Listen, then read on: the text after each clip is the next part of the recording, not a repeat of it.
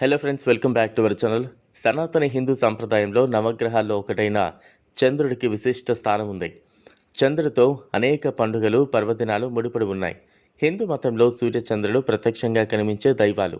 సూర్యచంద్రులకు హిందూ మతంలో మాత్రమే కాదు, వేద జ్యోతిష్య శాస్త్రంలో కూడా ముఖ్యమైన స్థానం ఉంది.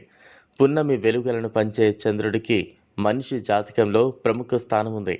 ఎందుకంటే ఒక వ్యక్తి రాశి చక్రం గుర్తును నిర్ణయించడంలో, భవిష్యత్తులో అతను పొందబోయే ఫలితాలను తెలుసుకోవడంలో చంద్రుడు ముఖ్యమైన పాత్రను పోషిస్తాడు. జ్యోతిష శాస్త్రంలో చంద్రుని ప్రాముఖ్యత ఏంటో ఈరోజు వివరంగా తెలుసుకుందాం. చంద్రుడు లయకారుడు, శివయ్య సిగలో అలంకారంగా దర్శనమిస్తాడు. పౌరాణిక కథనం ప్రకారం చంద్రుడు మహర్షి అత్రి, అనసూయల కుమారుడిగా పరిగణించబడుతున్నాడు.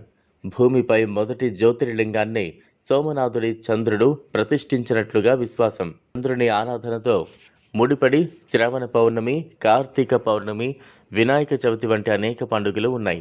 సనాతన సంప్రదాయంలో ప్రతి నెల పౌర్ణమి రోజున చంద్ర దర్శనం చాలా ముఖ్యమైనదిగా పరిగణించబడుతోంది. జ్యోతిష శాస్త్రంలో చంద్రుణ్ణి మనసు, తల్లికి కారకంగా పరిగణిస్తారు. వేద జ్యోతిష శాస్త్రం ఆధారంగా తయారు చేయబడిన జాతకంలో ఒక వ్యక్తి రాశి చక్రం చంద్రుని ఆధారంగా నిర్ణయించబడుతుంది.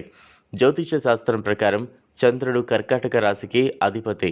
ఎవరి జాతకంలోనైనా చంద్రుడు బలహీనంగా ఉంటే మనోబలం తగ్గుతుంది. చంద్రుడు శుభదృష్టితో ఉంటే మానసిక బలం పెరుగుతుంది. సంచార వ్యవధి అతి తక్కువ. ఒక రాశిలో దాదాపు 2.5 రోజులు మాత్రమే ఉంటాడు.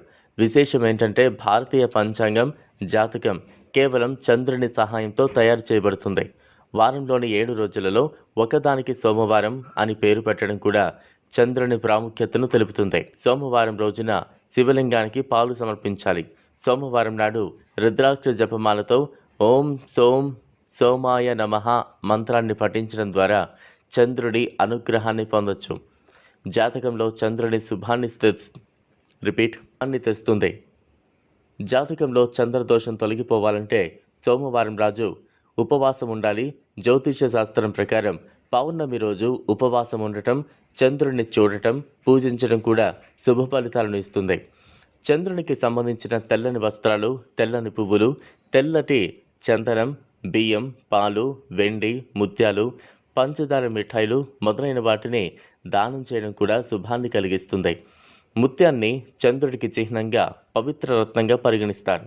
అటువంటి పరిస్థితుల్లో చంద్రుని శుభ ఫలితాలను పొందడానికి చిటికెని వేలికి ముత్యం ఉన్న వెండి ఉంగరాన్ని ధరించవచ్చు. ఈ వీడియో మీకు నచ్చినట్లయితే లైక్ చేయండి, షేర్ చేయండి, ఛానల్ను సబ్స్క్రైబ్ చేసుకోండి. Thanks for watching.